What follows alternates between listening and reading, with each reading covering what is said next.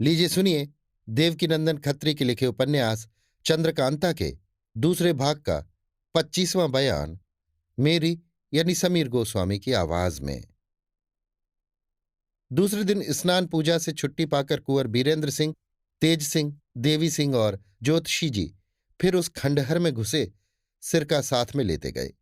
कल जो पत्थर निकला था उस पर जो कुछ लिखा था फिर पढ़ के याद कर लिया और उसी लिखे के बमूजे काम करने लगे।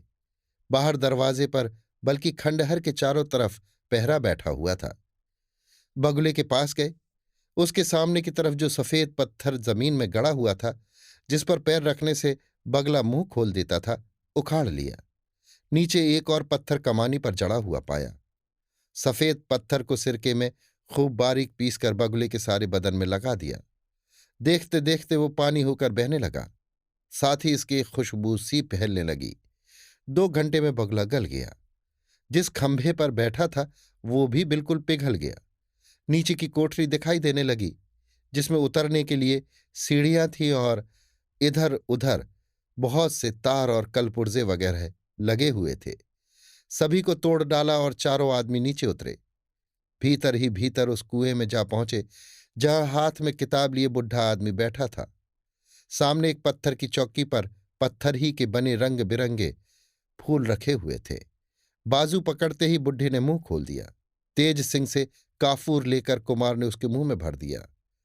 घंटे भर तक ये लोग उसी जगह बैठे रहे। तेज सिंह ने एक मशाल खूब मोटी पहले ही से बाल ली थी। जब बुढ़ा गल गया, किताब जमीन पर गिर पड़ी। कुमार ने उसे उठा लिया। उसकी जिल्द भी, जिस पर कुछ लिखा हुआ था, भोजपत्र ही की थी। कुमार ने पढ़ा। उस पर यह लिखा हुआ पाया, इन फूलों को भी उठा लो, तुम्हारे अय्यारों के काम आवेंगे। इनके गुण भी इसी किताब में लिखे हुए हैं। इस किताब को डेरे में जाकर पढ़ो, आज और कोई काम मत करो। तेज सिंह ने बड़ी खुशी से उन फूलों को उठा लिया जो गिनती में 6 थे।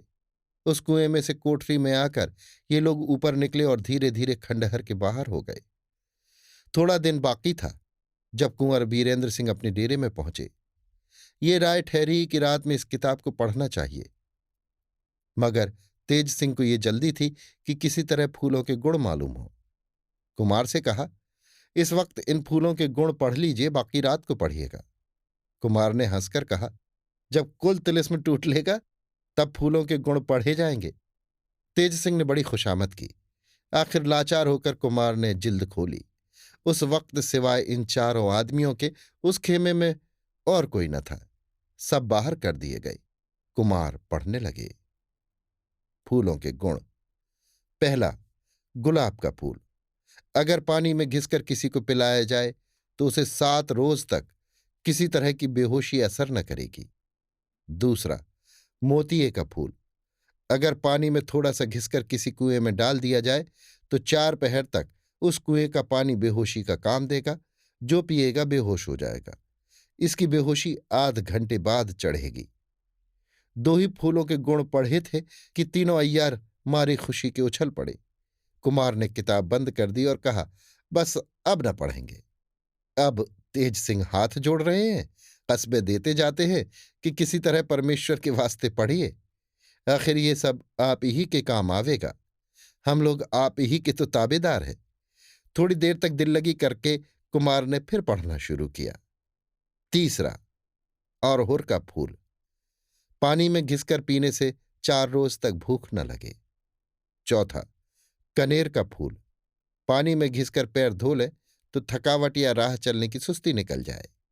5वां, गुलदावदी का फूल। पानी में घिसकर आंखों में अंजन करे तो अंधेरे में दिखाई दे। 6वां, केवड़े का फूल। तेल में घिसकर लगावें तो सर्दी असर न करे। अगर पानी में रगड़ कर लगावें तो गर्मी या धूप असर न करे। कत्थे के पानी में घिसकर किसी को पिलाएं तो 7 रोज तक किसी किस्म का जोश उसके बदन में बाकी न रहे। इन फूलों को बड़ी खुशी से तेज सिंह ने अपने बटुए में डाल लिया। देवी सिंह और ज्योतिषी जी मांगते ही रहे, मगर देखने को भी न दिया। अभी आप सुन रहे थे देवकीनंदन खत्री के लिखे उपन्यास चंद्रकांता के दूसरे भाग का 25वां बयान मेरी यानी समीर गोस्वामी की आवाज में।